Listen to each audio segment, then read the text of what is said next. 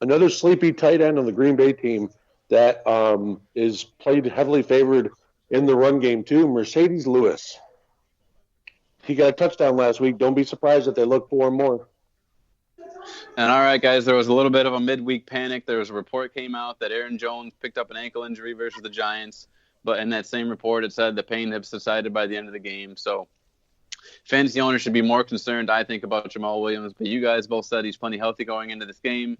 So, Jay, you talked about playing both of these guys and expecting – I would expect RB2 numbers from these guys, both of these guys today when you're expecting them to run the ball, control the clock, and just win this game and move on. Speaking of moving on, let's do the same thing with our matchups, guys. Let's talk about the Denver Broncos and Drew Lock traveling to Houston to take on the fantastic Deshaun Watson, the spectacular DeAndre Hopkins, the things that these two do. We're not going to give our predictions on Green Bay, Washington? Yeah, actually, good point. I mean, I already said I think they're going to cover. What do you guys think about your 35-17? This is a blowout. This is fun game to watch, but for a Packers fan, but yeah, blowout. Yeah, I'm taking them 30-16. I think Washington may get in the Green Bay territory a couple times, but it's going to result in nothing more than a couple field goals, in my opinion. And I think, who I just mentioned, I think Mercedes Lewis is going to get 2 touchdowns today. Yeah. And like we said, if somehow, some way, the Green Bay's defense is still somehow on your waiver wire, go ahead and pick them up and play them today. It's a great game to play versus Washington at home.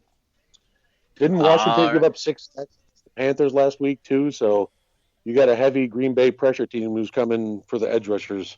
Yeah. Not just turnovers, sacks will be coming today. But actually, you know what? We got to pay the bills, so we're going to take a short break since we're at the end of that matchup. We'll take a break, and then we'll be right back. And if you haven't had enough of our banter tonight, you want to visit NFL Addictions on Facebook.com for all of your NFL banter and chatter. It's not a trash talk site, so keep it clean and keep it cordial. That's NFL Addictions on Facebook.com. And if you still got an itch to scratch when you're done with that, you want to visit Raz Addictions on Facebook.com for their version of the raffle for all kinds of cool prizes, even a chance at winning some cash. You buy a $10 raffle ticket for a chance at winning $100. That's a chance at making 10 times your money. It don't get any better than that. That's Raz Addictions on Facebook.com for a chance at all kinds of cool prizes. Tell them what you've won, Dave. I've won everything from tailgating barbecue sets. That I have a Packers one that I won, folks, for $400. I put $40 down on the spot. I won it, and it was out of 20 spots. It's really worth it. I've also won helmets that are signed. I've won banners that are signed. I've won memorabilia rings. I've won footballs that are signed and other Packers knickknacks because that's my team. But go ahead and check them out. Cheap, affordable prices for certified, authentic stuff. That's Raz Addictions on Facebook.com. Go there, play, and win. And as always, you can follow us on Twitter at First and Goal Pod, myself at UPJ33, Dave is at Steak and Cheese, and the fantasy wonder himself, Dillon, at Dillon Busby1. Email us at firstandgoalpodcast@yahoo.com with all your football and Packer questions and comments, and you just might find yourself making the show live. That's firstandgoalpodcast@yahoo.com.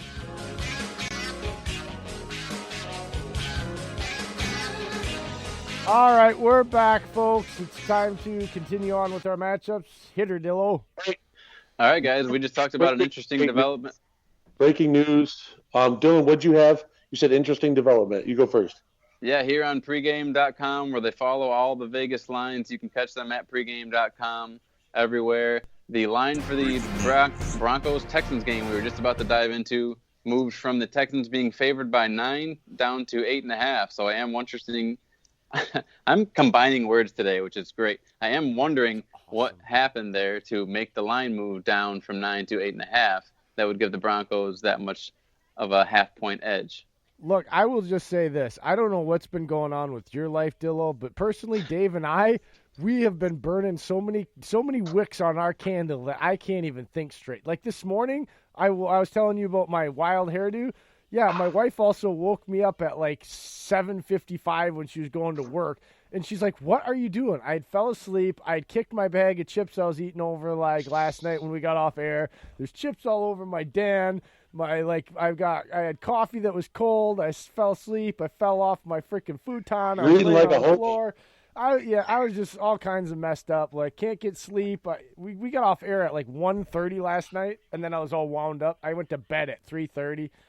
Yeah, don't feel bad, dude. Like, we have all been busy. I think we're all a little mentally worn out at this point.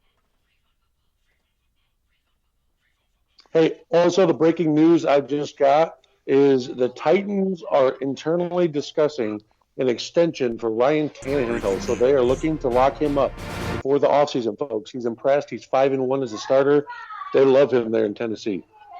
Honestly, not surprised. I mean, when Tennessee traded for him in the offseason, you kind of knew, hey, if Marcus doesn't step up and perform at some point during the season, we've seen flashes of Tannehill where he's looked real good, and he can take this job from Marcus. Sure enough, here we are. Tannehill's been very efficient in this offense. Derrick Henry has looked spectacular all season long. It hasn't been spotty like it has been in years past. And these receivers are young. They're talented. Adam Humphries has been kind of a disappointment this year as far as being the chain mover and the target monster we thought he'd be. But with A.J. Brown developing, Delaney Walker's been banged up, so you kind of wonder what this offense could look like with him healthy all season long. The Titans are definitely, as we've talked about, and Dave, you especially, dark horse playoff team and someone to look out for in the coming years. Dave also called the whole Tannehill thing all the way back in the offseason. Yep. He's been riding that Tannehill train as the lone engineer, getting that train going. And now he's picked up about 7 box cars and 15 cabooses. But he's always been the one that started driving that train, just to be clear for everybody out there. Well, yeah, because, I mean, Tannehill, he only had Devontae Parker in Miami. That's it. And after head coach after head coach. Well, now, after getting there, didn't start right. He had, what is it? He had stability, in my opinion. And you have A.J. Brown, Corey Davis, Jonnu Smith, even with Stop. you also have Derrick Henry. Like, you have the horses of all horses. Like, and then that whole truck pulling the wagon type metaphor that Dillon always brings up. Well, guess what? It's not a truck. It's a full-blown Norwegian Budweiser steed pulling that Tennessee team that will pull it through anything. And I just feel that with Henry there and Tannehill being that game-managing QB to just move the ball, and they're a huge threat. So if there's a team the AFC does not want in the playoffs, it's the Titans. Oh, yeah, for sure. They're looking real anyway, good. we weren't even talking about the Titans game, so let's get back to the Broncos-Texans. All right, guys. So currently, as we discussed, the Houston Texans are now favored by 8.5 points at home against these Denver Broncos.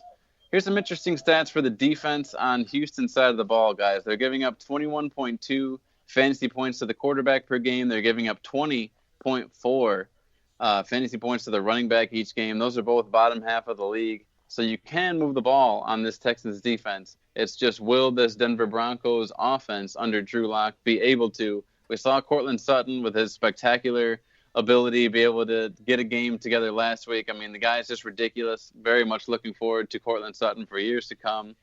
I kind of doubted him coming out of college. I'm not going to lie. He looked a little stiff. He looked a little like he was being overhyped. You know, people were calling him baby Julio Jones and all this stuff. But, man, Cortland Sutton is a spectacular rising star in this league for the Denver Broncos. And hopefully Drew Lock is the type of quarterback that can, you know, if nothing else, be Jay Cutler for this team and throw him plenty of targets like Brandon Marshall and make him fantasy relevant, if not NFL relevant. But I think Phillip Lindsay, when you talk about this matchup, we just said Houston's giving up plenty of running back points. And Phillip Lindsay, although he doesn't have a single 100-yard game, I lie. At the Chargers in Week 5, guys, he had 114 yards on the ground. Other than that, he has not eclipsed 100 yards on the ground. He's gotten double-digit carries, plenty of opportunities this year. Only has 5 touchdowns on the year to show for it. But Phillip Lindsay is a guy. I had to answer it. What's that? My father was calling. I had to answer it. I'm sorry. Then nope, you're good, man. Dave, But yeah, stop doing that. We don't apologize for butt kiss on this show. I apologize. Yeah. Your apology is not accepted, and therefore you will not pass go and not collect $200. Good. I'll pay the $200. Philip Lindsay. We don't need you apologizing for having family things and phone calls. My God. Yeah. Jeez, man. It's the most wonderful time of the year, bro. We're not going to give you hassle for that. Hassle me off. Well, you missed out on a few things. We were talking about Cortland Sutton and some of that stuff, and Philip Lindsay. Yes. So what's your prediction there, Dave? On Broncos and who's playing the Broncos again? Sorry. Texans. Texans are favored by 8.5. Yes. Yeah, Texans cover. They win by 17. DeAndre Hopkins is still. It doesn't matter who's across from him. Stephon Gilmore couldn't shut him down last week. Why is Chris Harris going to do it? Well, a lot of people shut him down at the beginning of the year that weren't very good cornerbacks. So you also got to realize too that no, they didn't shut him down. It's the fact that he literally was dropping footballs like he's never done before. He was dropping footballs. Everyone was crowning him the top wide receiver. I think it got to him a little bit, and now he's reclaimed himself. He's DeAndre Hopkins. He'll do fine. Guys, it also in this matchup with Will Fuller being officially ruled out, how do we feel about Kenny Stills? Caught a touchdown last week. Is he someone you guys be confident in as a flex play? Yeah. Speedster, do it. That's my opinion. He showed last week he can let the ball fly. Stills should be there. He's been there long enough now to learn the offense and the timing of Deshaun Watson. So I'd say put him in. Kenny Stills or Alan Lazard? Who? Stills or Alan Lazard? Yeah. I think Lazard because I would go with Lazard there too. He's getting more snaps week by week. Geronimo Allison keeps dropping passes, and he has killed 2 or 3 drives apiece the last 2 weeks. So it would not surprise me one bit that Lazard would come out and completely take over the wide receiver 2 snaps in this game because they're going to put their second-string corner on Lazard, and you're going to see Quentin Dunbar on Adams. So, Stills? Yeah, I go with Lazard. Stills or Cole Beasley at home against the Ravens? Cole Beasley? Cole Beasley has absolutely been balling out, dude. And he's a plug. He has been a plug-and-play flex guy, fringe wide receiver, too, over the last 4 weeks, a month. Cole Beasley, I'll give the dude credit. 31-year-old receiver, undersized, not terribly athletic, balls out. Just balls out. Awesome. Fair enough. Moving into... My wife likes him as a non-Packer guy. When she sees him, she says he's a feisty little angry receiver. That's what she says. She likes him. And I can't blame her. Because, everybody doubts Cole Beasley, and he goes out and he balls out, man. Makes sense. She's got a thing for feisty little guys. I guess so. But I got the Broncos in this one, 23-21. The Texans are the AFC Dallas Cowboys without the history. Oh my God! Why the hate? Why the hate? Because, dude, what's their record this year? They just took down the Patriots, one of the juggernauts. And they've lost to some crappy ass teams. They are the Cowboys. They are the pinnacle of mediocre. They have all this talent supposedly, yet they don't have a good offensive line. Their second best wide receiver is erratic on his best days. DeAndre Hopkins is it. They don't have a running back. Their defense is okay some games, and others it's they have on paper this team looks like it should be 9-3, 10-2. It's not. It's 7-5. Now I will say this, guys. Didn't get into the Houston backfield nearly enough. The Fantasy Footballers made a good point on their show that when you talk about teams that are favored at home, normally their running back performs well. A guy like Carlos Hyde, who has been getting double-digit carries all year long, but hasn't always translated into big fantasy days unless he gets into the end zone. How do we feel about Carlos Hyde and Duke Johnson? What's the Broncos' run defense like? They're Denver's not bad, but they're not good. If I'm off the top of my head. They're middle of the road. They're giving up about 17.5 points to the running back. I'll take Carlos Hyde and Duke Johnson.